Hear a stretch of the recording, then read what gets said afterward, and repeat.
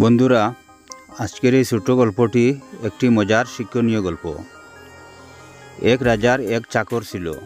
চাকরটা সবসময় যে কোনো অবস্থাতেই রাজাকে বলতো, রাজামশাই, কখনো মন খারাপ করবেন না, কেননা আল্লাহ যা করেন তার সব কিছুই নিখুঁত ও সঠিক।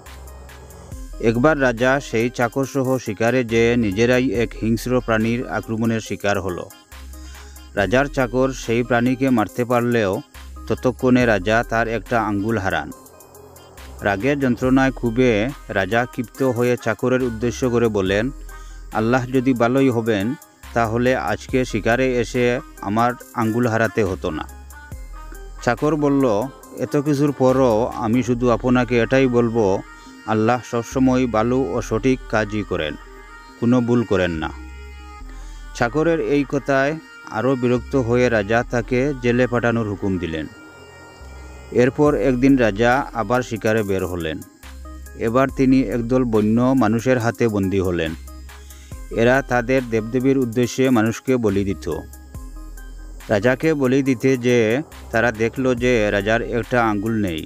তারা এমন বিকলাঙ্গ কাউকে তাদের দেবতার উদ্দেশ্যে উৎসর্গ করতে রাজি হলো না। তাই তারা রাজাকে ছেড়ে দিল।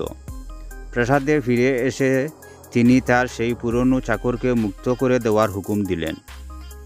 চাকরকে এনে বললেন, আল্লাহ আসলেই ভালো, আমি আজ প্রমাণ পেয়েছি তার।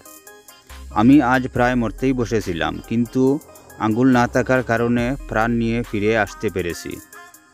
তবে আমার একটা প্রশ্ন আছে, আল্লাহ ভালো এটা তো বুঝলাম, কিন্তু তাহলে তিনি আমাকে দিয়ে তোমাকে জেলে পুরলেন কেন? চাকর বলল, রাজামশাই, আমি যদি আজ আপনার সাথে থাকতাম তাহলে আপনার বদলে আজ আমি কুরবান হয়ে যেতাম। আপনার আঙ্গুল ছিল না, কিন্তু আমার তো ছিল। কাজেই আল্লাহ যা করেন সেটাই সঠিক, তিনি কখনো কোনো ভুল করেন না। গল্পের শিক্ষা, সব কিছুর ইতিবাচক নেতিবাচক দুই দিক থাকে, কখনো নিরাশ হবেন না। যদি কোনো কিছুতে সফলতা না পান তবে ইতিবাচক চিন্তা করুন। সফল না হওয়ার কারণে কী ক্ষতি হয়েছে তা নিয়ে না ভেবে কী লাভ হয়েছে তা দেখুন।